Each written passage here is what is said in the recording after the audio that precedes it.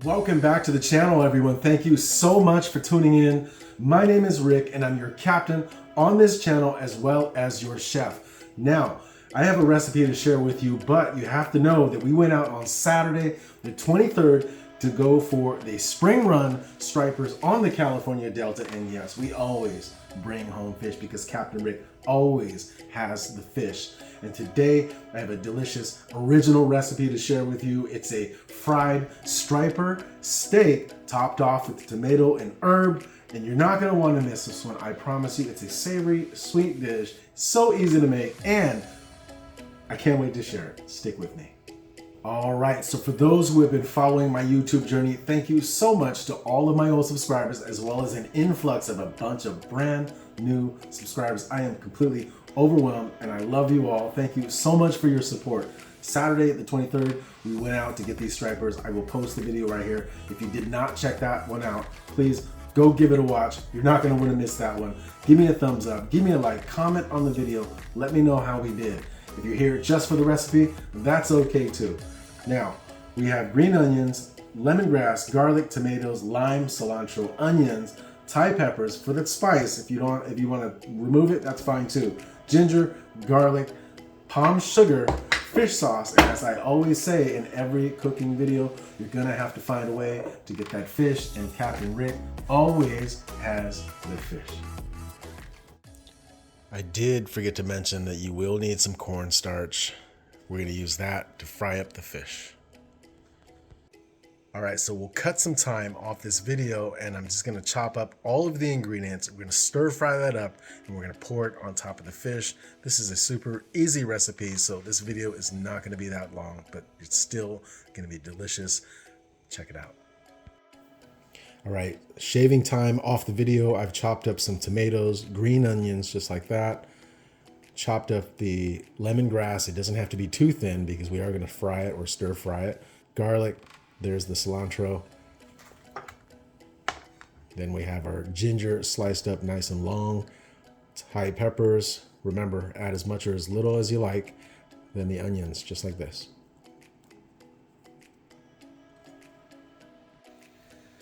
All right, so we're prepared to make our sauce. We'll just add a little bit of oil, maybe let's call that about a tablespoon, maybe tablespoon and a half.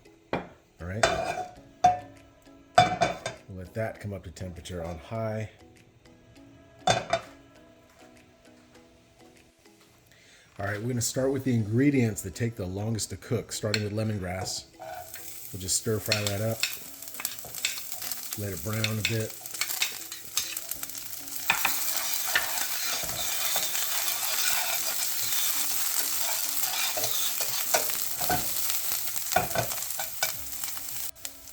All right, it's been about a minute, and the lemongrass is starting to get a nice color. We're going to add the next tough ingredient, which is the ginger.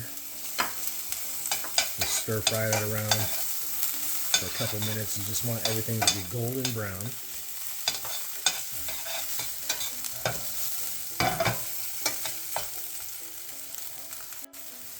All right, I'm liking the color of both the lemongrass and the ginger. Now I add the next tough ingredient, which is going to be the onions.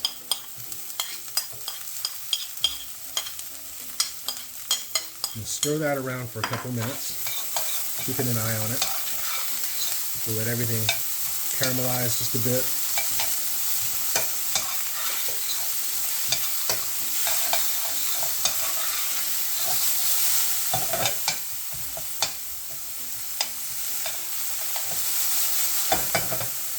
Looking good. And then we're going to come in with the garlic.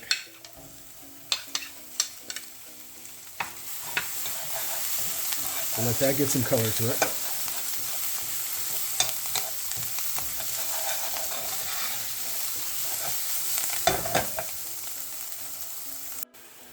Okay, I think this is brown enough. Maybe 2 minutes, 2.5 minutes. Then we'll add the tomatoes.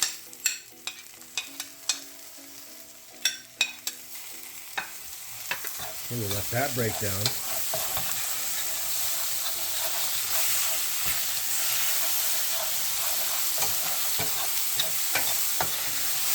Incorporate all of these delicious ingredients, easy to find.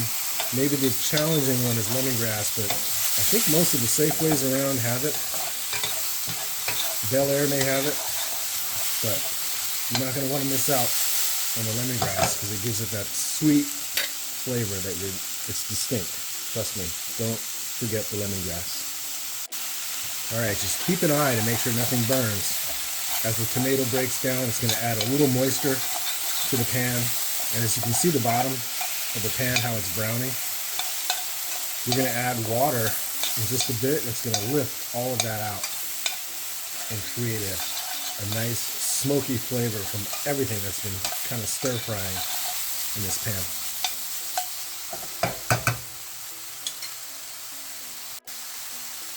All right, so it's been about a minute. As it breaks down, I'm going to add 3 of those palm sugars, and then I'm going to add the chili. Stir that around just a bit. We'll let it break down. It's all right to put that whole palm sugar in there. It's going to break down and caramelize everything to give it a nice sweet flavor. Okay, give that just a minute.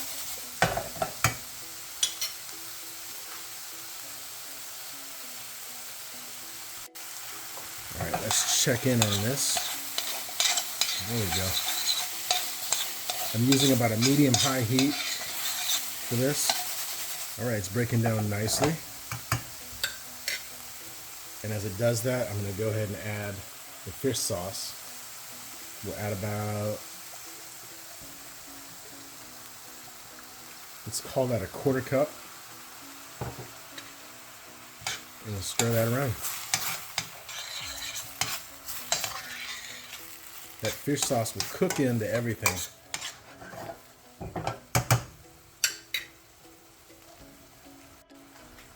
All right, so as this is cooking up, you can start breaking down some of that palm sugar. Now what you can do is soak this in water and let it dissolve, and that's okay too. But this is the way I like to do it. You're getting enough heat from the pan, and it should dissolve nicely. And then we'll just add some water.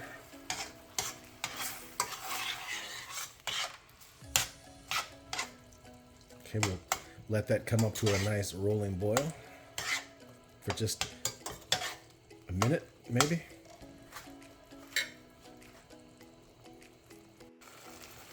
Okay, so now we're going to add the green onions, chunks, 1-inch cuts. Stir that in there for a few seconds. I don't know, 45 seconds. Because that green onion will break down and it'll wilt. You want to get the rawness out of it, but you don't want it to wilt either. So let's say 30 seconds, okay? All right, it's been about 45 seconds. So what I have here is cornstarch mixed with water. Let's start with about a half a tablespoon. All we want to do is thicken that sauce up. You don't want it too thick, but you don't want it too loose either, because we're going to pour this over the fish, and we want to keep the fish nice and crispy. So keep an eye on it. We might add the rest of it, but let's take a look.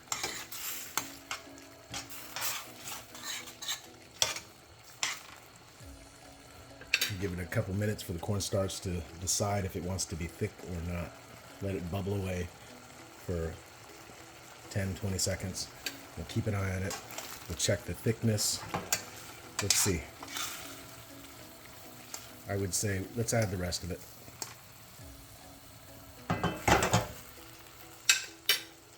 There we go. So that's a full tablespoon of water and about a half a tablespoon cornstarch.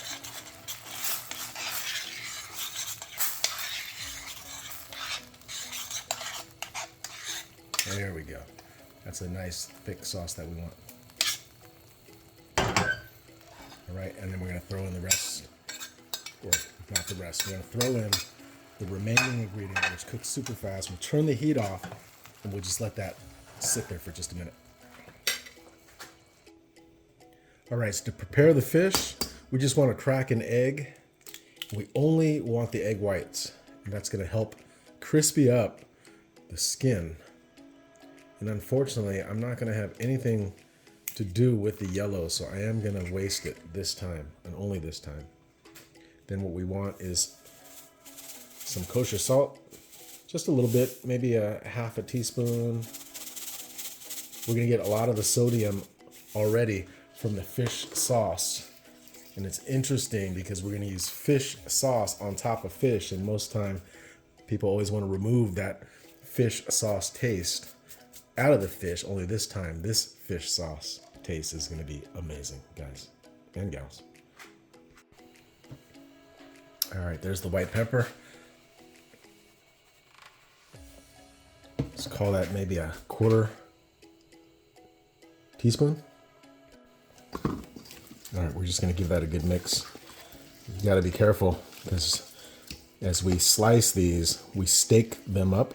They do have bones, so just mix carefully. Don't go too fast. Just be careful. All right, we're gonna add a little bit of cornstarch now, just a bit, and we'll stir that up to give it a nice thick coating, and then we'll add the rest of the cornstarch to finish it off, and then we'll fry it. I just want that cornstarch to kind of mix in with the fish, get it nice and thick. That way it can take on the rest of the cornstarch for a nice crispy outer shell. So delicious. So if you take a look at this, you get a nice paste on your fish, and then you'll finish it off with the rest of the cornstarch, and then it'll stay crispy. All right, so now that the oil has come up to temperature 375 degrees, it's waiting for the fish. I'm just gonna add maybe 2 spoons, and let's see where we stand with 2 spoons. We might need about 3 good spoons. Let's go 4. I'm not a huge fan of waste, but it looks like it may need 4 to coat it nicely. Sometimes I put it in a bag and shake it up, but I do that with chicken. But with fish, if I were to shake this up, it might break, so I'm super careful not to break this fish steak. So there, I think it's about 3 spoons, 3 tablespoons. Give it a nice coating. All right, you're gonna have to excuse the sun peeking in from the window, but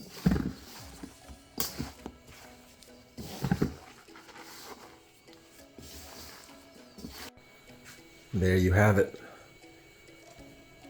Coated beautifully, waiting for the fryer. And one of my favorite sounds on the planet is this.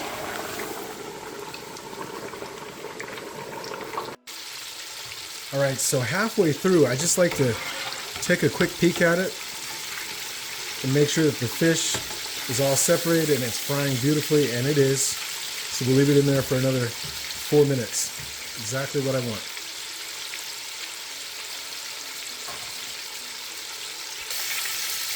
And we just lay in here to dry.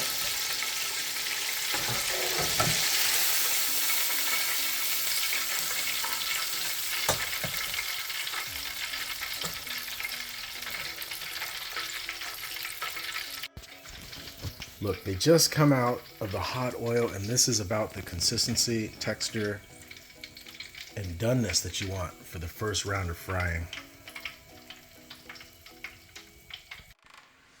Okay, so now we're gonna go for the double fry. I always double fry everything, and it makes everything extra crispy, and it doesn't mess up the inside. So it keeps all of that moisture in. We wanna do that with the fish, especially this recipe, because we're gonna pour a sauce on top of it, and we want that fish to be extra, extra crispy. All right, we're going in for the double fry. I let the oil heat back up to about 400 degrees. We're gonna drop this in and double fry it. We let that go for about 30 seconds. We'll keep an eye on it, maybe a minute. Coming in hot, here we go. There's our double fried fish. Keep everything crispy and moist. We lock in all of that moisture. All right, and that's the result of double frying. First fry is just to cook it. Second fry is to lock in and seal all of those moistures. As we pour the sauce over this, it's gonna be so yummy. I can't wait. It smells incredible, man. All right, so my favorite part about this is the plating, because I get to not only smell it,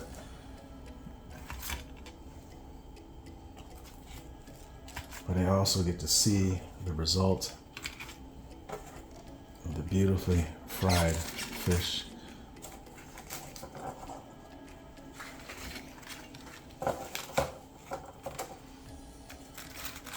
Do not fret, my hands are clean.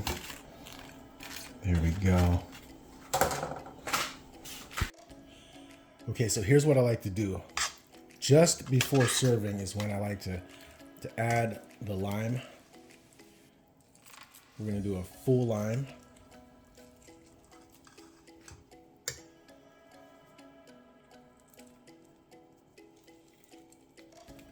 To give it that nice zesty taste to it.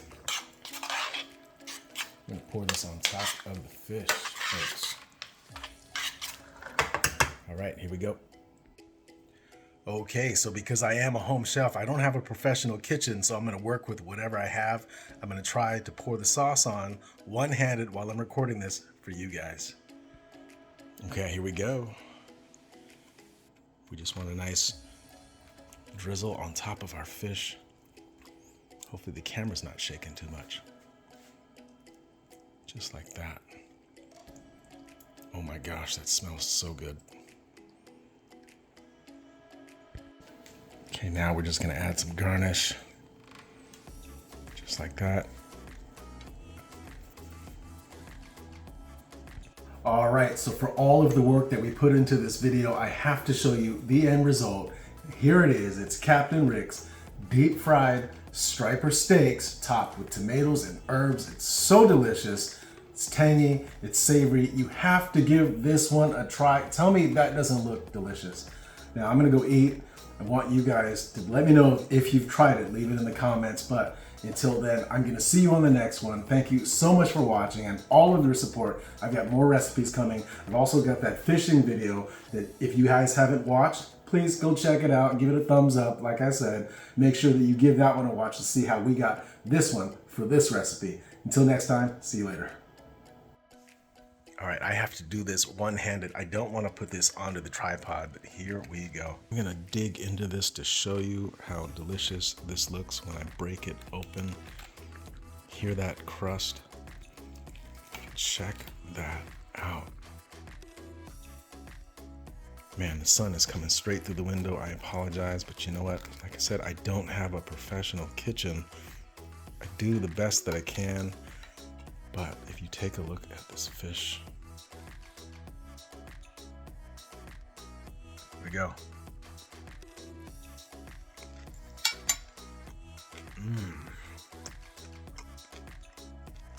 Oh yeah. This is a winner. You gotta give it a shot, guys. Please don't miss this one. Give it a try. Let me know if you've tried it.